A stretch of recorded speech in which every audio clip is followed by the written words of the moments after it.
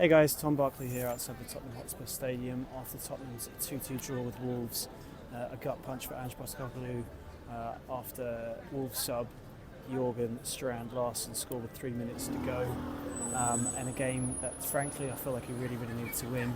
It's not like it's going to define his future, but given the way it's been going recently, they really could have done it, at least. Better phrase it that way, with a victory today.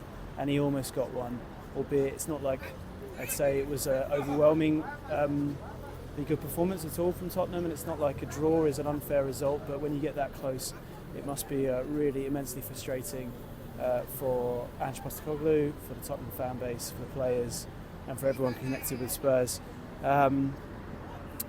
He'd obviously been on a difficult run of late. We all know about the injuries, and they are absolutely crippling, and I do think they are a legitimate excuse, maybe not to excuse away all of the results this season at all, but take out a goalkeeper and the centre-backs and the amount of players they're missing from most teams, and they will struggle given the fixture list at the moment. You're seeing so much inconsistency from so many teams this season, barring Liverpool. So Spurs aren't the only one, and if anything, that's one of the mitigating factors for Ange this season is when you look at other sides and how they're coping with the amount of games they're struggling with at the moment. They're not the only team. But having said that, that's no wins in the league at home in 5 games now. It's the first time that's happened since 2008. That's 1 win in 7 games in the league. They're actually a point nearer to the bottom 3 than they are to the top 4. So there's no getting away from it. It doesn't make for good reading. I don't think he would explain it away as trying to dress it up as something that it's not either, if you asked him about it. But he will point to some of the injuries they've been going through and the difficulty the players are going through. And they do look very tired. And that was one of the main takeaways from today's performance. You look at how stretched the game became. And it wasn't just them, it was Wolves as well. This is the 10th game in December, a grueling December. You could really tell it on the pitch. And whether you're Ange in or out or whatever you might feel, that is an undeniable fact that the players across the league right now are generally looking mentally very drained. And that's definitely what I saw from Spurs today. Injury-wise, at least Dragusin managed to start, so the fear of having no centre-backs at all today turned out to be not unfounded, but at least it may just be a fear rather than actually what actually happened. Dragusin did play, but obviously another injury got picked up. Destiny Udogie comes off with doing his hamstring once again. It must be so frustrating for Postecoglou, the way he tries to prepare his side. Yes, you can point to his methods with training, intensity, and maybe that contributes. Perhaps that contributes, I don't know, but it keeps happening, and it means that personally I thought at the start of the season that lack of cover at left back was going to be a problem, and so it's proving. The squad generally just doesn't look, it looks thin on the ground anyway in a lot of positions, albeit I don't think you could have expected so many injuries at centre back. Albeit having said that, I still think 3 centre backs was not enough going into this campaign, but definitely a left back. And now you've got to see what happens with Udogie. Reguilon came on for his first appearance since April in 2022. 3 loans he's had since then. First appearance in the league, rather. He did okay when he came on, but he's obviously not a long-term answer. They're hoping to sell him in the summer. Last time I checked, the expectation, or the hope anyway, is to let him go again in January. Maybe that will have to change now with Udogie's injury. We'll have to wait and see on that front. But yes, again, injuries proving a massive problem. Just thought overall though, Spurs, it was a weird one. Like when you look at it, they actually had some big chances to kill off this game, which is what Postecoglou pointed to. And yeah, I just didn't think they played very well throughout the game. They looked like a team short of confidence, worrying a little bit, tired, as I said already. And at times I thought Kulusevski, particularly in the first half, I don't know where he gets his energy from. And in fact, that's me parroting a line from Ange's press conference where he said he didn't know where he got the energy from. Felt like at times Decky was really carrying Spurs. He's without a doubt maybe their one top player right now, or at least one top fit player right now. Obviously there are players like Son who've been world class in their time, but right now definitely not playing to those standards. But Kulusevski is consistently playing like that, and he really felt like he was carrying Spurs at times today. Like I said, they still had their chances. To sort of go through the game, they had a terrible start, as they so often do under Postecoglou at home throughout his time in the last year or so, which is something that does need addressing. But right now, they're just focusing on the need for results. But once again, they fell behind for the umpteenth time under Postecoglou this year. A really nice goal, really great finish from Heung-min for Wolves. but it was from a short free kick from Aït-Nouri. He rolled it into him and he bent it from round off the post, and Forster couldn't get near it. But to be honest, he was given a lot of space to make that happen. So that was a blow for Spurs, which once again gave them a mountain to climb from right from the off. They managed to turn it around, as they so often do, particularly in their heyday last season. That was their sort of almost their biggest strength, is being able to recover from these early setbacks. And we had it again. We had it a lot actually earlier this season too, and they managed it again. Great header from Bentancur from the Porritt corner, a carbon copy of that goal they scored against Ipswich about 5 minutes later. And then they had a few chances. Dragusin had a header that flashed wide. It was very close, but to be honest, he probably should have hit the target, and that should have been a goal maybe. And then obviously Son gets the penalty after Johnson is very needlessly fouled by Andre. An absolute gimme of a situation from Wolves' perspective. But then Son, you saw him walking up to take the penalty, and I got the same sense as I did when watching Erling Haaland last week ahead of Spurs up at Forest. We were watching on TV in the Forest press room, and you saw Haaland step up to take that penalty against Everton. You just sensed a player who's obviously an unbelievable goal scorer with a great record, and Son's exactly the same on that front. You just never felt he was going to score, and it was saved obviously by Pickford. It was the same here, with good save from Jose Sarr, but not a particularly good penalty. And I thought really Son today was anonymous. Really didn't have much of a contribution at all. I mean, I know fans of his will not like me saying it, and they get very passionate about their defence of Son. And let's get it right, he's been an unbelievable player for Spurs. After Harry Kane, in my opinion, he's been their best player, maybe their best player ever in the Premier League. He's got to be up there. But right now, he's not having much of an impact on matches. He's struggling. He doesn't seem to have that pace. His touch seems to be off. Not every game. There have been other games he's played better, like Southampton away. I thought he was very good. But more often than not, he's not been very effective. And this was another game to add to that list. And I just don't quite know what's going on with him. Ange, when I asked him about him a few weeks ago, and whether he could recapture the sort of magic effectively, and whether his age of 32, 33 in the summer should come into it. And Ange talks about the fact that players often, the drop-off comes very quickly, and you don't, suddenly it happens and you can't get it back. But he didn't sense that with Son.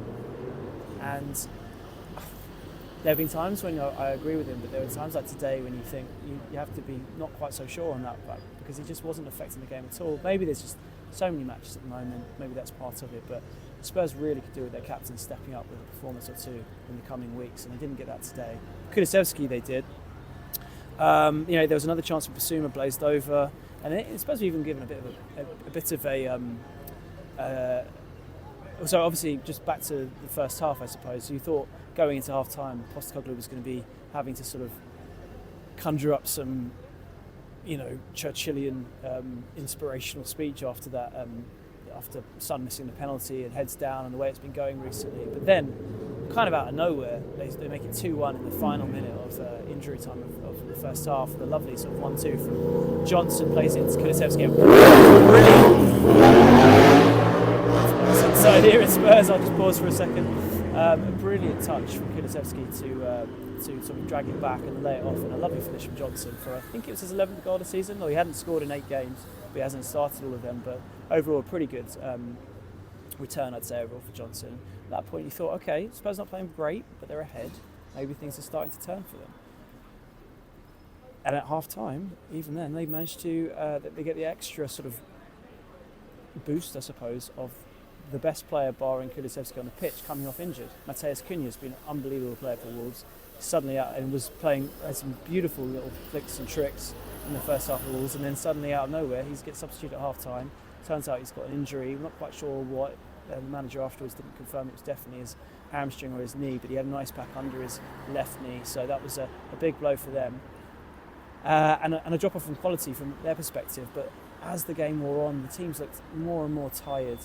And there was certain air of inevitability about Spurs throwing this away towards the end. They just had it quite a bit. We had it with Roma and some of the other games recently, the way they've been going.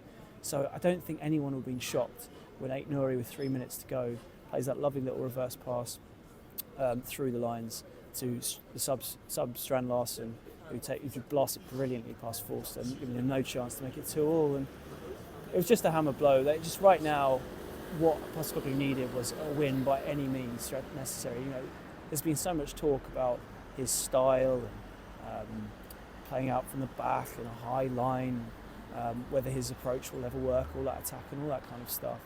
Right now, as ever, fundamentally it comes down to results. That's what always matters with managers. Yes, managers who play better football and the ones that don't play such good football gets a bit longer, but generally it always comes back to results, and what he needed right now was a big result, and he didn't get one because of that. And if anything, it could have been worse, because Matt Doherty, obviously formerly of this parish, comes up with a header right at the end which Forster makes a good save from. Had that gone in, you don't know what would have happened.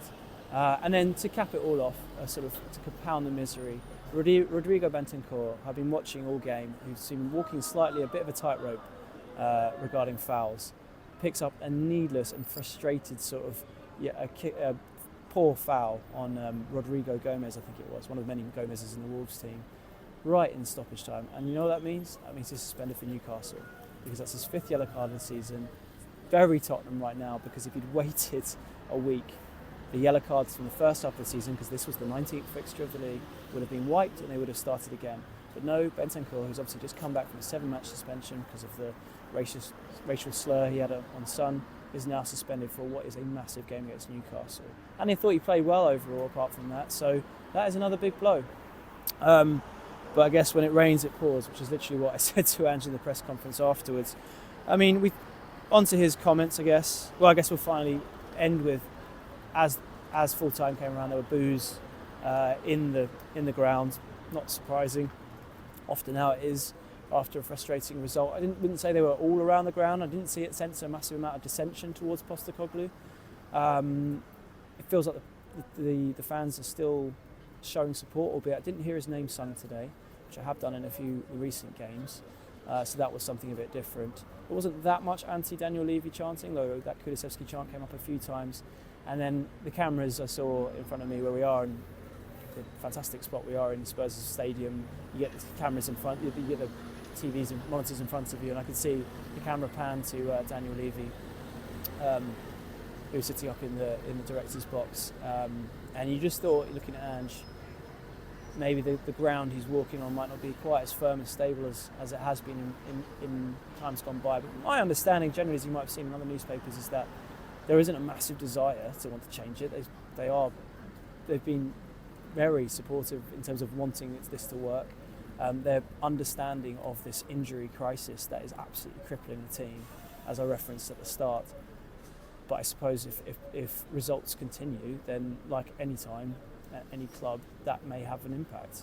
But obviously they're still in the cups, they're still in Europe, and that could well be his saving grace through this difficult period. And he remains, I wouldn't say defiant, that's a strong word. I mean, onto his comments afterwards when he came into the press conference. I mean, you know, Ange can sometimes be a bit chippy sometimes, he can be quite terse in post-match press conferences, but I wouldn't describe him like that at all.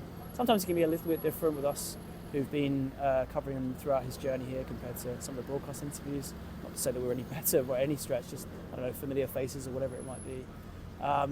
But today I'd say, I mean, maybe after a result like that, he wasn't going to come out sort of swinging. He was a lot more sort of considered and philosophical and frustrated. You know, he said it was a disappointing result and talked about how much it hurts. It's hurting him, hurting the players, and it hurts so much for him to see the players give so much and not get the results and rewards that he feels they deserve. Talked about, basically, paraphrasing a bit here, but how the players are sort of running on empty to a certain extent, and on that point he's now going to give the players Monday and Tuesday off to have some time with their families to try and mentally and physically recharge, mentally as much as anything, I think he said, which seems probably a sensible thing to do after 10 straight games in December. And this is always planned. It wasn't off the back of this result. It's the fact that this was the first time in what feels like forever that they've had a free midweek ahead of Newcastle on the weekend, and hope that can make a difference. I did ask him about Bentancur, as I said, and he did say that, what did he say? He said it didn't need to happen. He said it's unfortunate. He wished he hadn't done it, basically, but he wasn't going to hammer him, and he wasn't going to hammer any of his players. I know he rarely does it. We only saw that with that Timo Werner post-Rangers press conference, really, where he came out and really hammered Timo Werner, which is why it was so surprising at the time. He rarely does. He feels like the players are still definitely playing for him. Not that he said that today, but he feels like they're giving their all, just not getting it at the moment. They're feeling mentally and physically drained. He referenced the front three in particular, looking really, really tired. Solanke giving everything he's got, but how sort of physically taxing it is at the moment. But he did finally still say that he still believes that in the league this season there is still all to play for effectively. He still thinks something can be done. He still feels they can go on a run. He says that they've shown that they can beat anyone when they're playing well, and how congested the league is in that sort of middle part means there's an opportunity there. I don't know. I think, yes, theoretically that could be the case, but that also requires them to suddenly go on an amazing run and other teams to continue to sort of play inconsistently and drop off as well. I don't think you can bank on that at all. Obviously they're really, really being hit by injuries at the moment, and it really feels like they could really do with some help in the transfer market. What I would say is that if the club fully back the Postecoglou project and see this as the way to go forward for success in the future, and there have been moments which are really sort of underline where that maybe should be the case when they've done well and had some great performances, then they really could do with backing him and showing that faith in next month. They need reinforcements in a lot of positions, to be honest. They need help, and they could really do with the window like they had a couple of years ago under Conte, who I think had been pushing for those reinforcements. When they brought in Kulusevski and Bentancur, proved to be fantastic signings, particularly Kulusevski. Bentancur actually has been hit and miss, mainly for his own lack of being available for various reasons. I mean, some obviously not his fault when he gets injured, but all round a top quality player. Kulusevski's been unbelievable. What a signing he's been. It's going to be very difficult to find a player like that, but someone who can have a similar impact like those players did for that season could be transformative. And I know there are a lot of fans out there who are getting frustrated and starting to lose faith or even call for the manager to go. When you have results and a run like they've been on, it's not surprising. It happens. I guess what I would say is, and kind of what he said is, can you fully judge it when he hasn't had his full first team out? I'm not saying that. I still feel like even if he did, there's enough consistency from game to game in this approach to lead to eventual success. But I feel like there is an argument that he should definitely be given a crack to that point. And with them still being in the cups and in Europe, there still could be a chance for a fantastic season. But I guess right now, after this deflating result against Wolves, it's hard to look to that and not feel frustrated, like I imagine all Spurs fans do right now.